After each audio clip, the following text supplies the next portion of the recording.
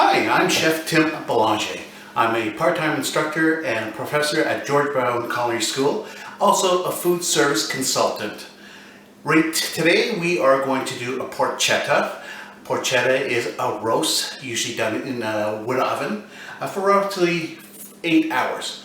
I'm going to be doing it on my big green egg in the back. We're using charcoal, and I'm going to be using wood. But first of all, we need to prepare our belly. It is the belly of pork. You can see the product itself. I have it here, and it is quite large. I'm going to do something first before I have started this project. I am going to flatten this a little bit more. So that means I'm going to take a mallet, a little tenderizer, and I'm going to pound it out a little bit more. So it's a little bit more, you have high areas, low areas, so it's pretty well all the same length. I'm going to wrap it up. Well, first I'm going to season it with my wonderful rub. And this rub here was a recipe that I did a couple weeks ago for the baby back ribs. So if you go on my YouTube channel, Chef Tim Belanger, you will find that there. So I'm going to first have my mise en place. I have a rub, I have a tray, I have a knife if I need to clean anything up, butcher twine, and some plastic.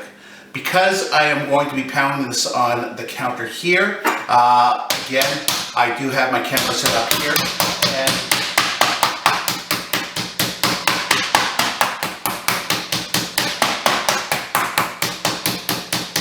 so this is going to probably take around 5 minutes.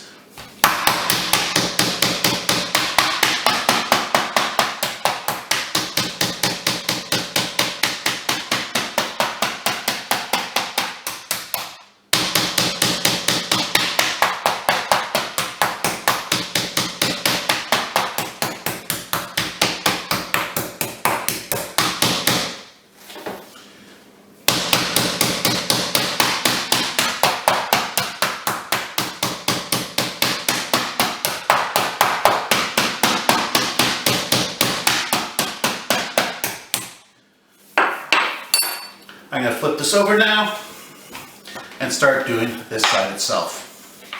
Okay, again, I'm going to start where the areas are quite large in the middle and work it out.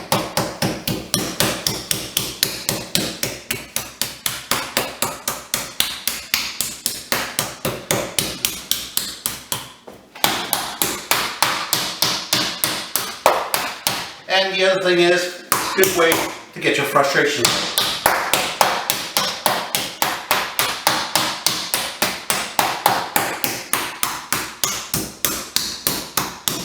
Okay, so now that I have this done, I'm going to move this back over here on the tray, and I'm going to grab some plastic across the counter. We have one, and then we have two.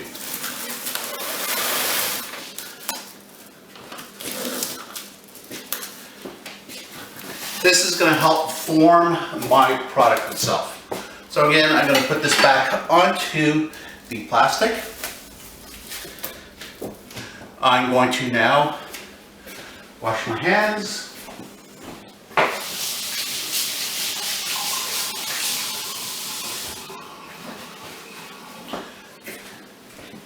And I'm going to take my rub that I have created, as I mentioned before, that was back in the lesson that I did on the wonderful baby back ribs. Being generous with this.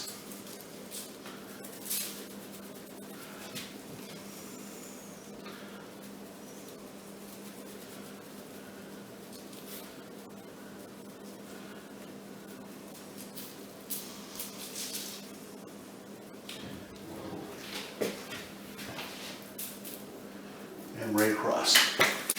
I've seasoned it well.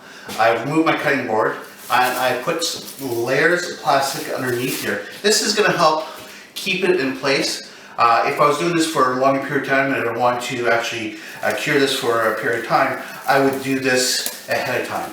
But today I'm just going to smoke it. So again, I'm going to roll this into a log, making sure that it's nice and tight. And I'm going to use the plastic to help me keep it together before I tie this. Okay, keep on going, right across. Nice even roll. Keep on going, making sure my plastic is covered on either side. I'm going to take my roll and I'm going to tie up the ends a little bit on one side, and then on this side itself I'm going to do the same thing. And this is going to help shape my product. Again, I'm just going to go push down on this, pull on this, and keep on going until I get my log the way that I want. Okay, making sure that it's all nice and tight. Keep on going, pulling on this, and I'm going to tie this up on one side. And this is going to help with making sure that it does stay in a good roll. I'm going to pull on this side, so that way there they come together. You can see I'm using a little bit of force. And it's pulling this together. You can see that I'm getting a nice little package here. Okay, so I'm going to tie up this end itself, and then I'm going to start to tie this up, of course without the plastic. But this is just going to help with getting this nice and tight all together. Okay.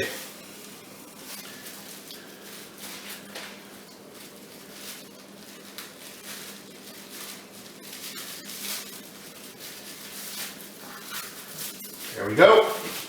And now I'm going to start to tie. So this way we can start, and this is going to keep it together. And it's important to understand that I do this, and it's going to keep the shape a lot easier than trying to do this without this process. You can do it without this process, but I find you get a better shape in your log itself. Okay, butcher's knot. And again, going down all the way across. And remember, I will be taking off this plastic, but again, I just need to tie this up first so it's nice and tight on that. Okay, we've taken the plastic off and we've tied this up into a nice even log. I'm going to bring this out to the barbecue. We'll set up the barbecue itself. It's not completely set up, it's heated up. And then I'm going to finish by putting more rub on the outside, and then we are going to cook it. And then later on we are going to actually add an internal probe for the internal temperature. But you can see it's pretty well uniform right across, nice and tight, nicely rolled. Okay, we have the barbecue going. We have the charcoal in here. Hopefully you can see the charcoal is lit. If not, I will bring the camera a little bit closer. Here we go. In we go. So that way there you can see.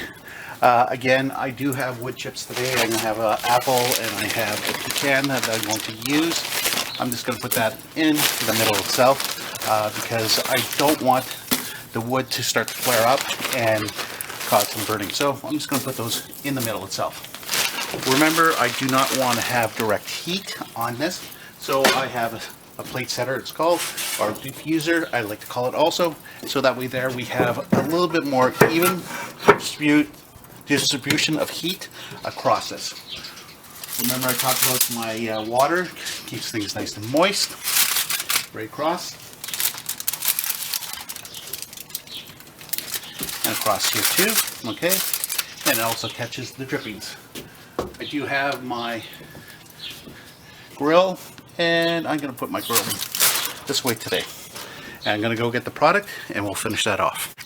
Okay, I generously season that with our rub. Again, that rub you'll find on the week of the baby back ribs.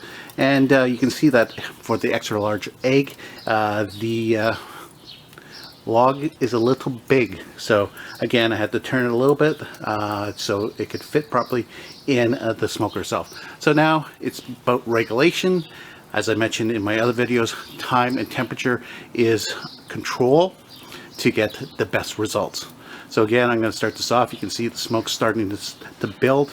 I'm going to start this off around 250, 275, and then I'll be bringing it up to around 350, 375 for the rest of the process, because it has a lot of fat in there, so I'm not worried about it drying out. I just want to render down that fat so it breaks down the protein itself. So stay tuned. Okay, now I've had it on for over 4 hours now. I just lifted up the lid, so it's at 300, but it actually was at 375. I have put a probe in to internal temperature. I'm going to probably get it up to 180, check it there, and see how it's coming along.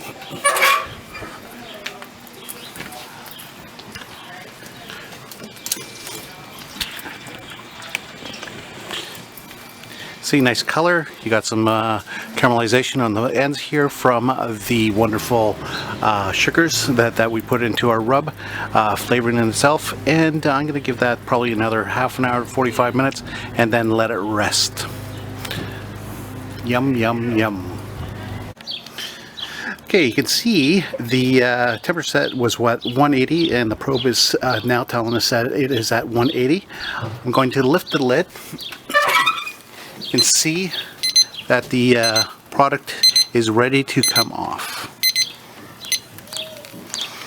So I'm going to take it off, and then I'm going to put it on the tray over here and then let it rest for approximately around an hour before cutting it up into sections for our family members. And then they're going to have a wonderful warm porchetta meal tonight, a roast.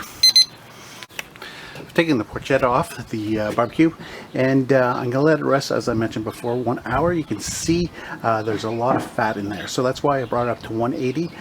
You can see that on the sides that there is wonderful juices coming out. That is the fat itself. So I want to really render down that fat inside the meat. It's going to tenderize the meat at the same time. Again, nice color on the outside, and we are going to let that rest for roughly an hour, and then we're going to be slicing it up and having a wonderful meal. This is Chef Tim Belanger. Happy cooking.